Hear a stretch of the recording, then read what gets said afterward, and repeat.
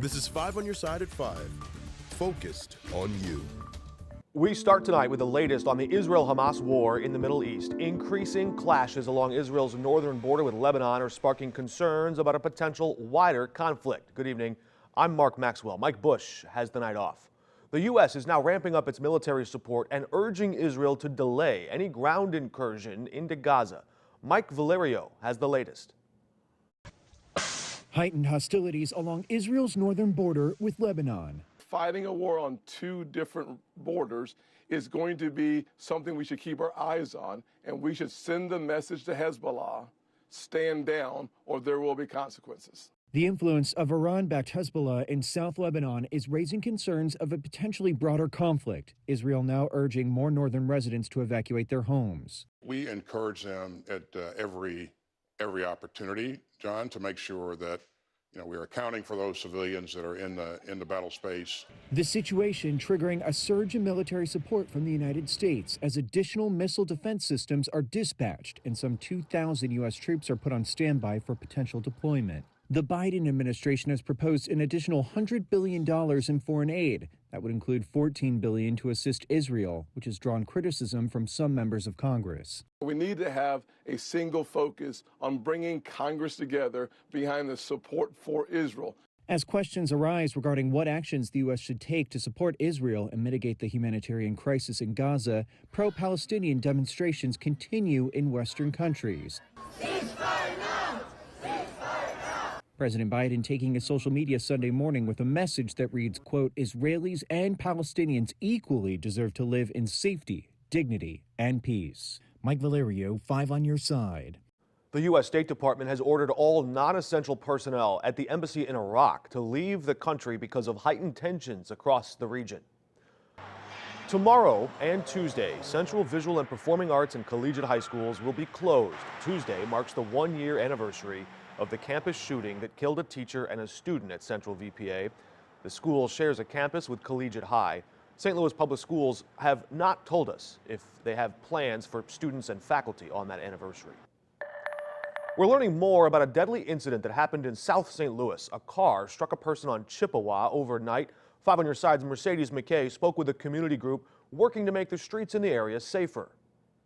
Our streets are so unsafe and they're so dangerous. It's an issue Liz Kramer is trying to change. We're not the only city in the country that has this problem and has an increasing rate of pedestrian deaths and dangerous crashes. As co-chair of the St. Louis Community Mobility Committee, Kramer's focused on making these streets safer for those not in the driver's seat.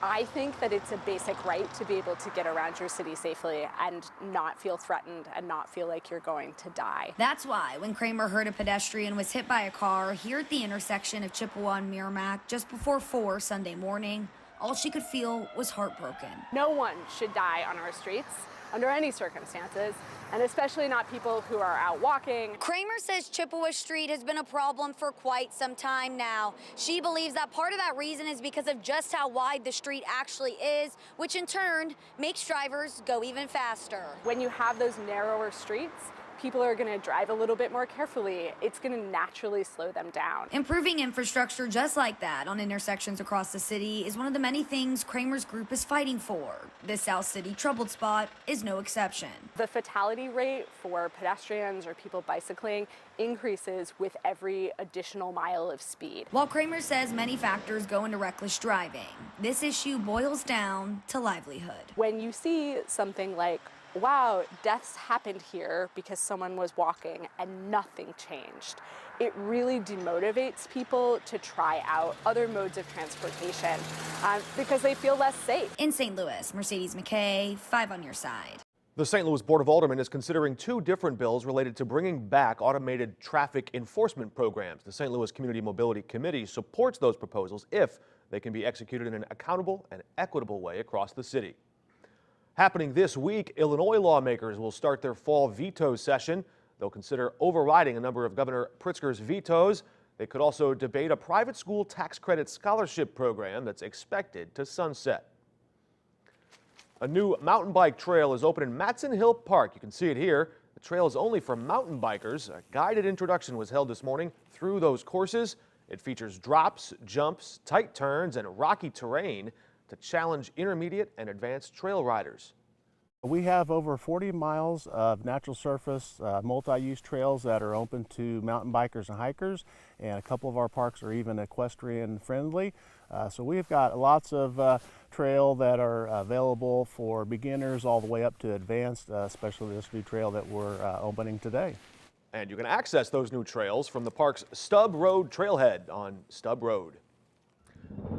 The leaves are turning, giving some burst of color across the landscape. Here's the scene in Defiance. Higher temperatures and stress from drought brought on an early arrival to the autumn colors and falling leaves.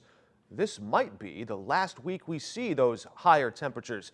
Gary Frank is here now with our weather first forecast. And Gary, I understand a freeze could be coming soon. Yeah, I think in the next 7 to 10 days, we're already pinpointing that. So let's enjoy these colors while we can. We know that once it freezes and that wind consistently blows, we're pretty much going to end this. And I think the color's pretty good here in Chesterfield. This is probably the last week to really go out and enjoy the fall colors. So let's do that this week, as it won't feel like fall for the next few days. A few clouds streaming in from the west, noticeably calmer than yesterday. Temperatures in the mid-60s now, even upper 60s in Creve Coeur. But look off to the southwest, 80s and close to 90 degrees.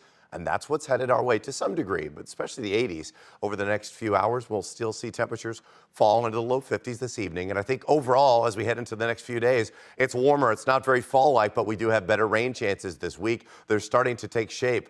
We do have our first freeze possible over the next few days. We're going to pinpoint the ups and downs of this very fall-like pattern and our first really cold snap and what that means for the next 7 to 10 days. Time to break into that coat closet. Gary, thanks. Lane restrictions in the Metro East are being extended. Westbound Interstates 5570 between Route 203 and the Martin Luther King Bridge ramp will continue this week. That will likely affect your morning commute to work. One lane will be closed during rush hour. An additional lane will close down during the day. IDOT crews will be out doing pavement repair.